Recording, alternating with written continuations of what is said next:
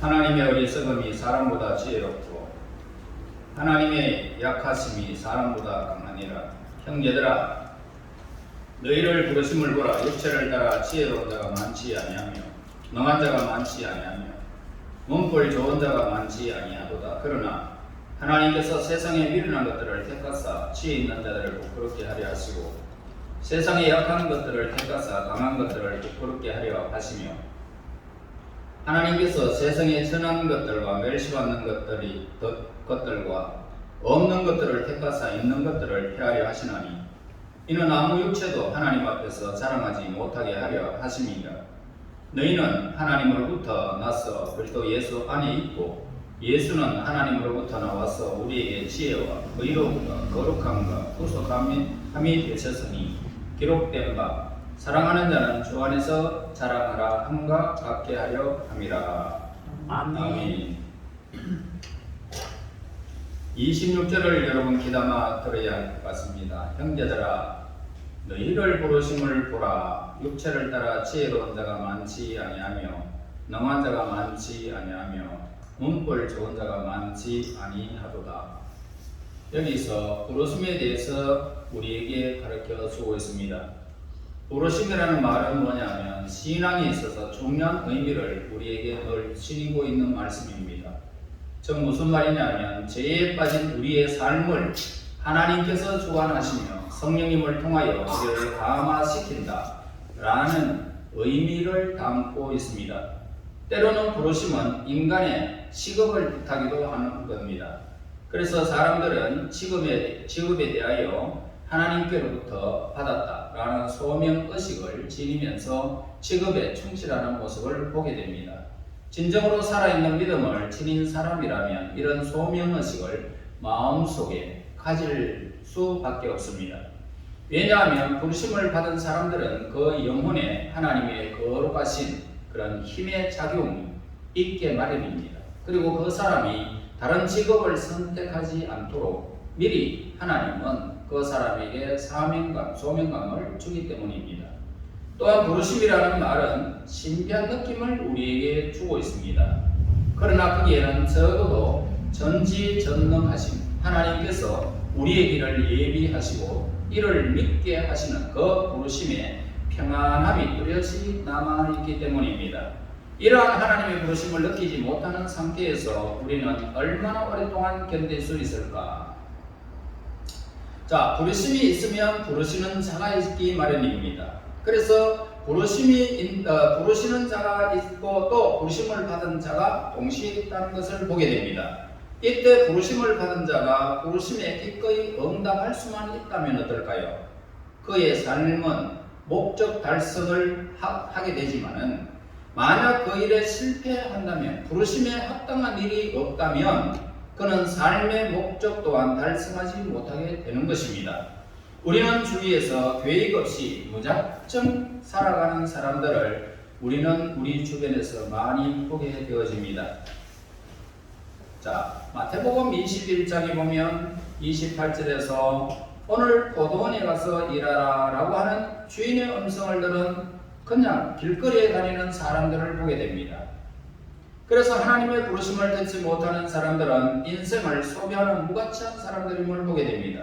많은 사람들 중에 오늘 포도원에 가서 일해라 라고 하는 주인의 음성을 듣는 그 사람이 복된 것이죠. 그래서 역사적으로 다른 사람들을 아주 능단하게 지휘했던 그런 사람들, 자신들이 마치 정해진 운명 내지는 어떤 신적인 명령을 받아서 살아가는 듯이 행시하는 모습을 보게 됩니다. 그러나 바울 사도는 이처럼 꿈과 같은 느낌의 부르심을 말하지 않았던 것입니다. 보다 높고 거룩한 부르심에 대해서 저와 여러분들에게 오늘 이 본문에서 말한 것입니다. 자, 복음의 진리에 선 이 바울은 사람들에게 좀 더 진지한 마음으로 부르심을 찾으라라고 권고를 하고 있습니다. 그래서 26절에 형제들아 라고 부르죠. 너희를 부르심을 보라 라고 했습니다. 이 부르시는 분은 사람이 아님을 우리에게 가르쳐 주고 있습니다. 하나님이심을 분명히 우리에게 가르쳐 주고 있는 말씀입니다. 여러분, 예수님께서는 살아계시는 우리 주님이시므로 역시 살아서 깨어있는 자들을 찾고 계심을 우리에게 보여주고 계십니다. 신약에서 이 부르심을 받은 성도에 관하여 여러 번 우리에게 말씀을 하고 있습니다. 즉 예수의 사도로 부르심을 입은 자라는 그런 단어를 우리는 보게 되고, 어두움에서 영광스러운 빛으로 부르심을 입은 자라고 합니다. 자유함 속으로 부르심을 입은 자, 평안함 속에 부르심을 입은 자, 한 지체로 부르심을 입은 자, 그의 나라와 영광을 위해 부르심을 입은 자, 거룩한 부르심, 하늘의 부르심 등 여러 가지 말씀으로 부르심을 받은 우리 성도들, 그리스도인들, 즉 우리에게 성도라고 그렇게 표현을 하는 말씀입니다. 여러분, 사도들은 한 장소에서 부르심을 받아서 다른 장소로 옮겨졌고, 이에 따라서 그들의 직무와 그들의 고통과 기쁨도 달라졌음을 보게 됩니다. 하나님의 직무를 훌륭하게 수행하려면 먼저 양심의 소리에 세심한 주의를 우리는 기울여야 할 것입니다. 또한 우리를 부르심과 선택하심에 확신하는 이것이 곧 영적 싸움에서 이기는 비결임을 우리에게 가르쳐 주고 있습니다. 9절 보세요. 오늘 보면은 너희를 불러 그의 아들 예수 그리스도 우리 주와 더불어 교제하게 하시는 하나님은 미쁘시도다. 하나님은 미쁘신 분이십니다. 변함이 없다는 말씀입니다. 그래서 이 말씀에서 우리는 다음의 교훈을 우리는 얻을 수가 있어요. 먼저 그리스도인의 삶을 사는 일은 부르심에 의한 하나의 특별한 일로서 다른 어떤 직업과도 그 의미가 다름을 우리에게 가르쳐주고 있습니다. 그리스도인은 예수님의 고유의 뿌리에서 삭히게 됩니다. 그리고 예수님의 고유한 법에 의해서 자라나게 되어 있습니다. 그리고 하나님께 속한 고유한 그런 열매를 맺는 사람들입니다. 그래서 신약 전체에서 말하는 것과 같이 우리 그리스도인의 삶은 거듭남에서 시작되는 것이다 라고 우리에게 가르쳐주고 있습니다. 그리고 거듭난 이 새 생명을 얻으면 점점 우리는 이 세상에서 담대하게 되어지고요. 그리고 우리가 선하게 하나님의 형상으로 날마다 가까워지고 예수님을 닮아가는 선이 날마다 우리에게 더해지는 것입니다. 그래서 이제 예수님의 새로운 원칙이 성도들에게 생겨났기 때문에 부르심을 입은 자들은 예수님을 향하여 날마다 자라가게 되는 것입니다. 이것을 성경에서 성화라고 그렇게 말합니다. 교리에서요. 그래서 이것이 바로 예수님의 부르심을 입은 자들이 입는 특권인 것입니다. 바울은 오직 예수님의 부르심만이 그리스도인이 누리는 하나님의 지혜요 하나님의 능력이다 라고 말을 했습니다. 따라서 우리는 오직 예수님의 부르심을 따라서 살아가는 그런 사람들입니다. 그래서 예수님만큼 소중하고 귀한 것이 이 세상에는 찾아볼 수가 없기 때문입니다. 그리고 이 부르심은 그리스도인의 의무에 대한 뿐만 아니라 그리스도인의 개개인의 심정에 대해서도 우리에게 말해주고 있습니다.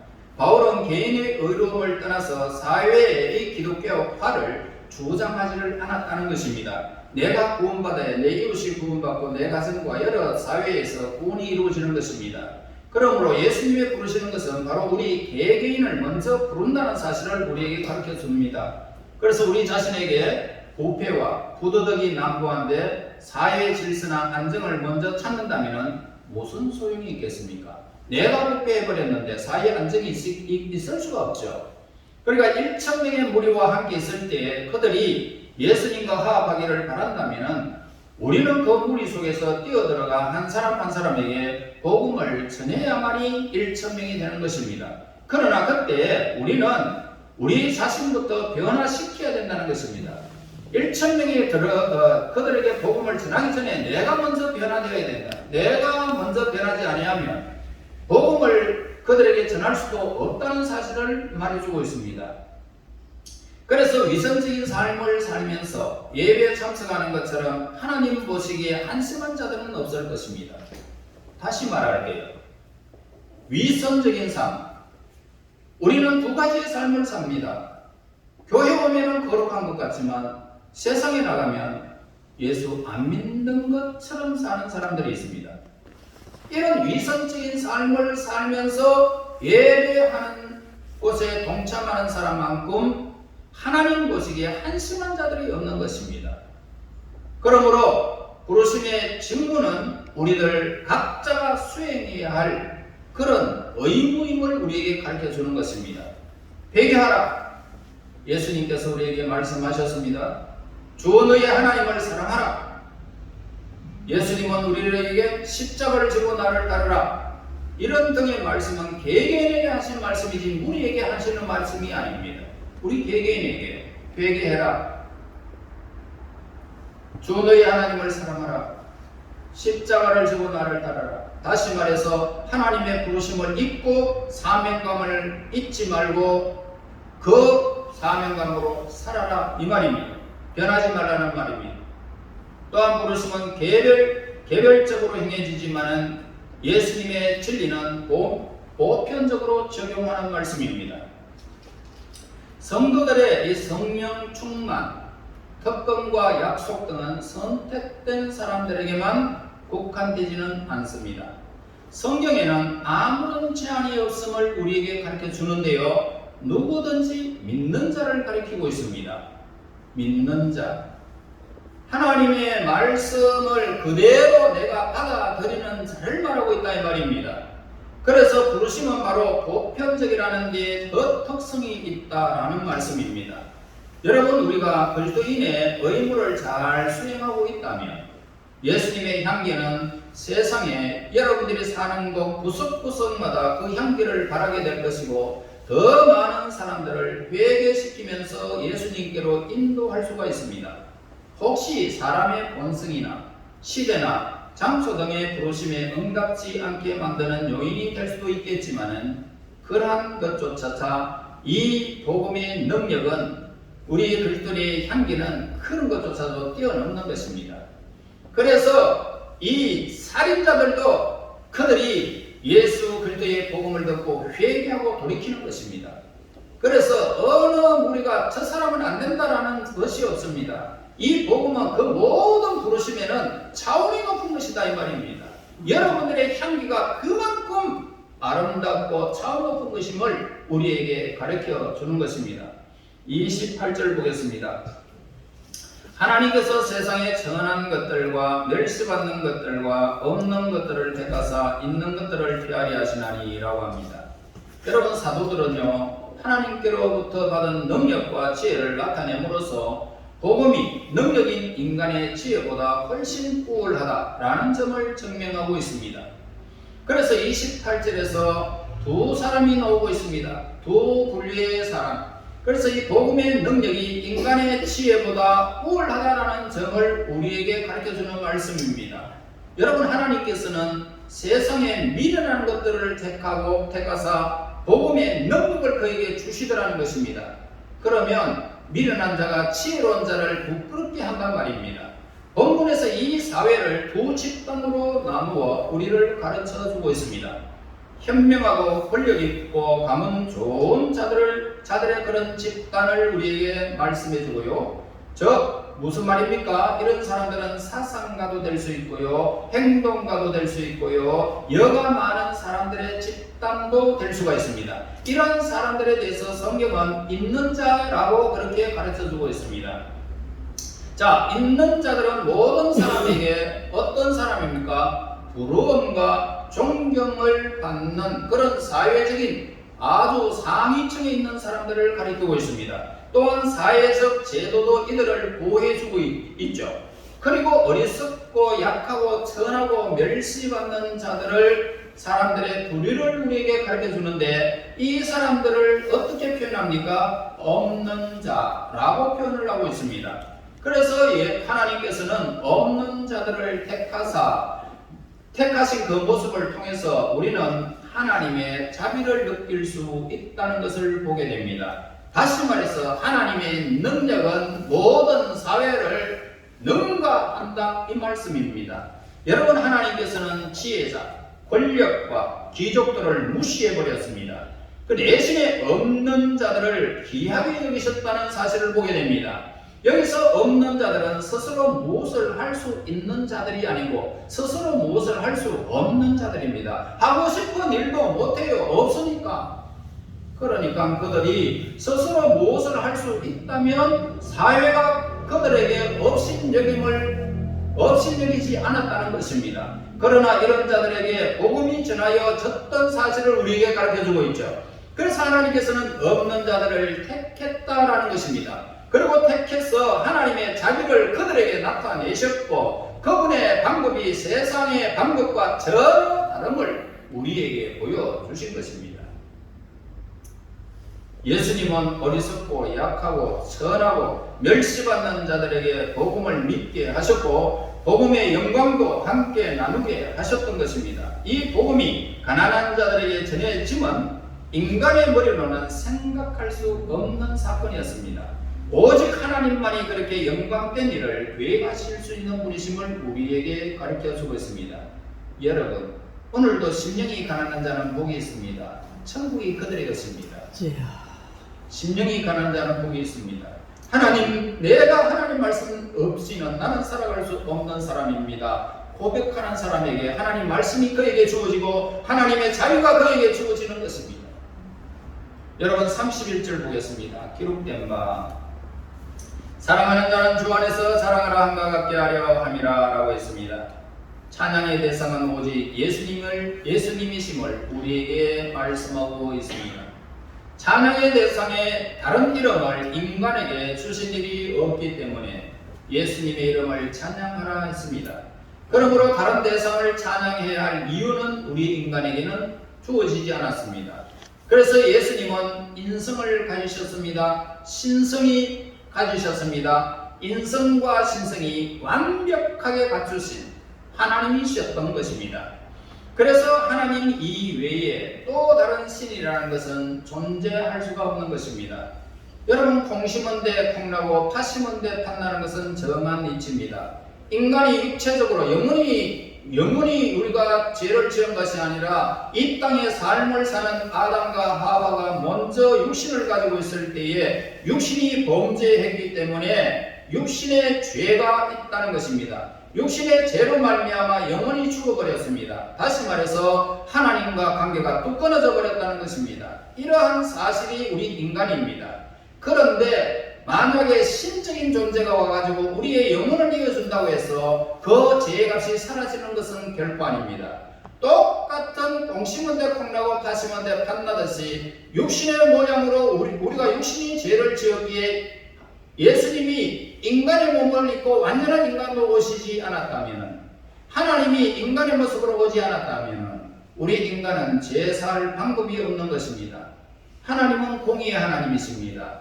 의를 이루기 위한 하나님이시기에 그 공의는 말로 표현할 수 없을 정도로 우리를 사랑하신 결과가 십자가에서 우리의 죄악을 십자가에서 다 소멸해버린 것입니다. 그러므로 우리는 인성을 가지신 그 예수님, 완벽한 인간이 십자가에서 피 흘려 죽었기 때문에 우리의 죄 삭시 완전히 사라져 버렸고 우리의 영혼을 위하여 그 정명으로 십자가에 죽으시고 3일 만에 부활하신 사건은 우리의 영혼을 소생시켜 주시고 영원한 생명의 길로 인도하시는 하나님의 놀라운 은총을 우리가 입은 것입니다. 그러므로 우리는 어떻게 해야 되겠습니까? 예수님 안에 우리가 자랑거리가 있어야 된다는 말입니다. 그러므로 다른 대상을 하나님은 우리에게 주신 일이 없기 때문에 예수님을 찬양하라 했습니다. 하나님 이외에 또 다른 신이라는 존재할 수가 없다 했습니다. 또 하나님의 영광이 무한하기 때문에 제2의 영광은 있을 수가 없는 것입니다. 우리가 존재하지도 않는 다른 대상에게 영광을 돌릴 때에 하나님은 진노하시는 것입니다. 여러분, 하나님보다 더 사랑하는 것은 없기를 바랍니다. 하나님보다 더 우선시되는 것은 없기를 바랍니다. 일평생 그렇게 생각하면서 하세요. 하나님보다 더 사랑하는 것은 하나님 질투하십니다. 하나님보다 우선시하는 것은 하나님이 뺏어버립니다.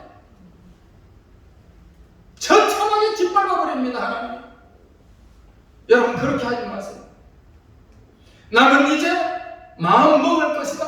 하나님보다 더 사랑하는 것은 나는 일평생 없을 것이다. 하나님보다 우선시하는 것은 나는 일평생 하지 않을 것이다.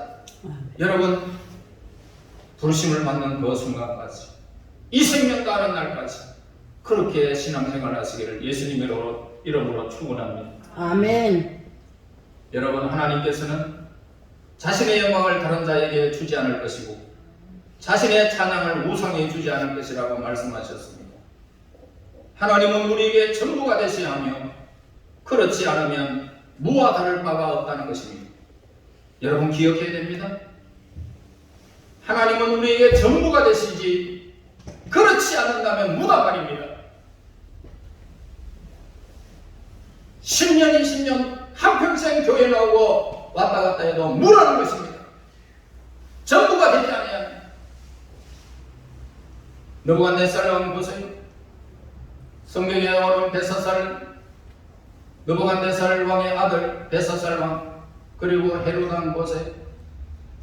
벨사살 왕은 하나님의 진노로 그 밤에 메대와 바사 나라 왕이 와서 다리오 왕이 그를 죽여버렸습니다. 하나님의 영광을 가로챘던 헤롯 왕은 충이 먹어 죽어버렸습니다. 느부갓네살은 7년 동안 방황하며 짐승과 같은 생활을 해버렸습니다.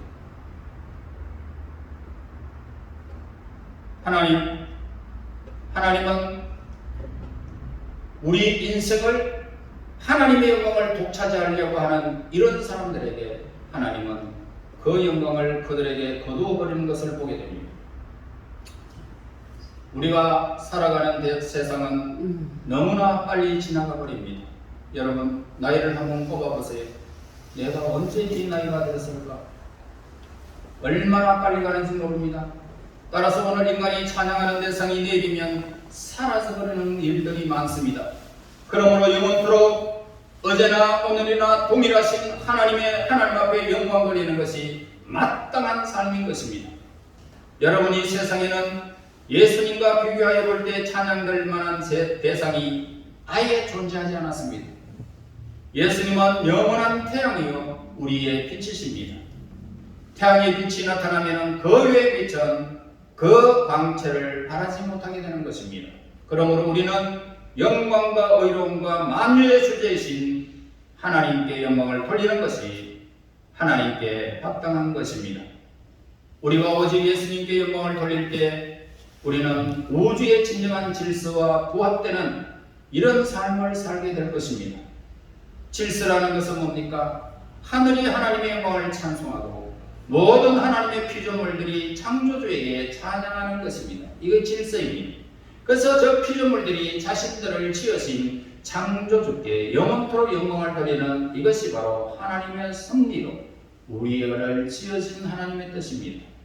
가장 높은 곳에서 천사들이 하나님께 영광을 돌린다고 했습니다.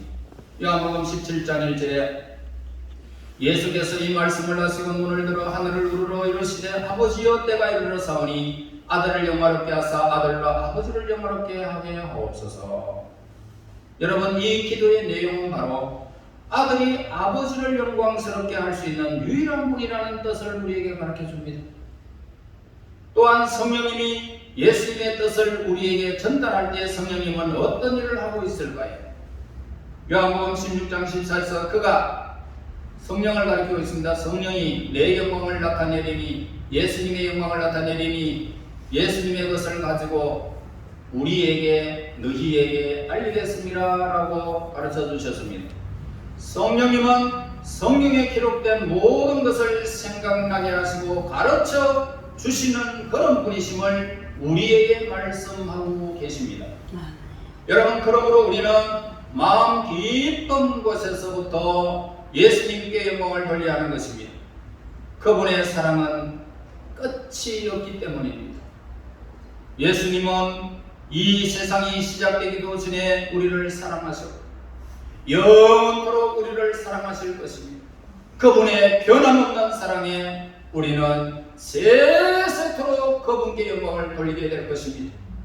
여러분, 예수님의 사랑은 우리에게 일방적인 사랑이었습니다. 우리에게 사랑스러운 점이 있어서 사랑하는 것이 아니었습니다. 예수님의 사랑은 그 자체로 영광스럽기 때문입니다. 예수님은 우리를 사랑하셔서 죽기까지 하셨습니다. 우리의 생명을 다해 충성을 다해 우리를 구원하신 예수님을 영원히 찬양해야 할 것입니다. 시편 146편 1절에 보면 할렐루야 내 영혼아 여호와를 찬양하라. 하나님의 거룩하심을 찬양하라는 것입니다. 천사들도 하나님의 거룩하심을 영광을 돌리고 있는 모습을 성경에서 기록하고 있습니다. 계시록 4장 8절에 보면 그들이 밤낮 쉬지 않고 이르기를 거룩하다 거룩하다 거룩하다 주 하나님 곧 전능하시니요 전에도 계셨고 이제도 계시고 장차 오실이시라 하고 그러면서 천사들이 찬양하는 모습을 보게 됩니다. 이러므로 여러분 우리는 점점 더 풍성한 영광을 하나님 앞에 돌려야 할 것입니다. 우리가 예수님을 알면 알수록 또 은혜를 누리면 누릴수록 예수님께 영광을 더욱더 많은 영광을 돌릴 수밖에 없는 것입니다. 그 은혜를 누리는 자는 또한 그분을 증거하게 되어집니다. 그러면 더 예수님을 알 수 있는 겁니다. 불신자들이 예수님을 알기 전과 후의 삶을 바라볼 때에 우리가 예수님을 더욱 알게 되고 그분을 찬양하지 않을 수가 없습니다. 그리고 우리가 기도의 응답을 받으면 받을수록 때를 따라서 은혜를 입으면 입을수록 그리고 다른 사람의 복음을 많이 전하면 전할수록 우리는 예수님께 영광을 돌리지 않을 수가 없는 것입니다. 시간이 감에 따라서 우리는 점점 더 예수님을 잘 알게 될 것이고 예수님을 닮아갈 것이고 예수님의 영광에 더 가까이 다가갈 수 있게 될 것입니다. 우리는 예수님의 형상을 닮아 영광에서 영광으로 옮겨질 것이고 그날이 지금 점점 인류에게 저와 여러분들에게 다가오고 있습니다. 그러므로 우리는 실제적인 삶에서 하나님의 영광을 여러분 돌리시기를 바랍니다. 우리는 예수님께 속하였으니까 하나님의 자녀로서 자리를 지킴으로 하나님 예수님께 영광을 돌리게 될 것입니다. 이 세상의 그 무엇이 우리가 하나님께 행하는 그 일을 방해할 수가 있겠습니까? 이제 우리가 살아가는 동안 적합한 때를 만나면 언제든지 예수님에 대해서 이야기함으로써 하나님께 영광을 돌리기를 바랍니다. 여러분 주위에서 아직까지 형제 자매들과 주변의 많은 사람들이 예수님을 모른다면 예수님을 전함으로 하나님께 영광 돌리시기를 바랍니다. 우리 그리스도인들은 경건하지만은 경건하기만 할 뿐 말이 없는 사람들이 많아요. 장미가 그 향기를 바라고 개똥벌레가 빛을 바라듯이 우리도 예수님을 모든 이에게 나타내 보여야 하는 것입니다.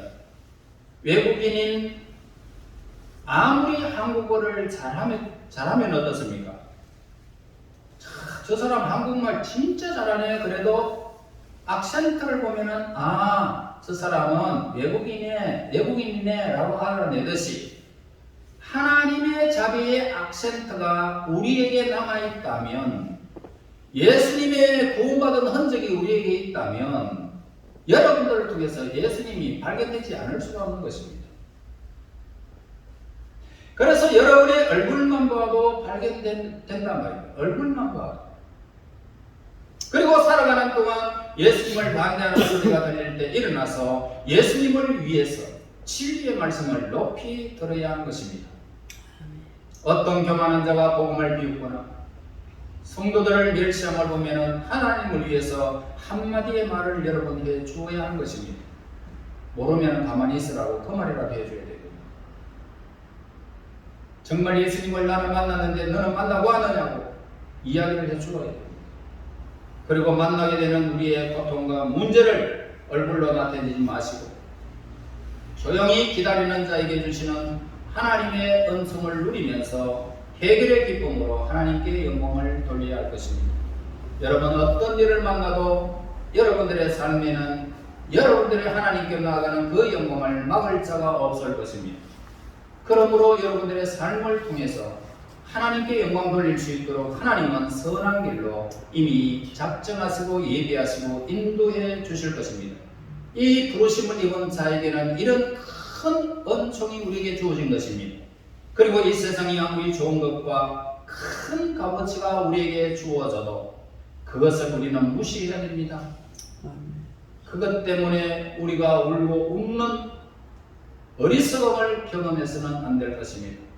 있는 자는 없는 것처럼, 없는 자도 있는 것처럼 얼굴에 화색을 띠고 하나님의 영광을 여러분의 얼굴에 가득히 담아 예수의 영광, 예수의 빛이 여러분들에게 있어서 내 영혼이 하나님께 속함으로 기뻐하면서 날마다 우리 하나님이 주시는 그 은총의 손길 아래 이 땅에서 성화의 가정을 밟아 영광스러운 나라의 주인공들이 되시기를 예수님의 이름으로 축원합니다. 하나님 은혜 감사합니다. 영광 중에 우리와 함께하여 주시고 이 천하고 무능한 저희들을 택하사 하나님의 거룩한 나라를 향하여 우리의 주 예수 그리스도를 향하여 영광을 돌리게 됨을 진실로 감사합니다.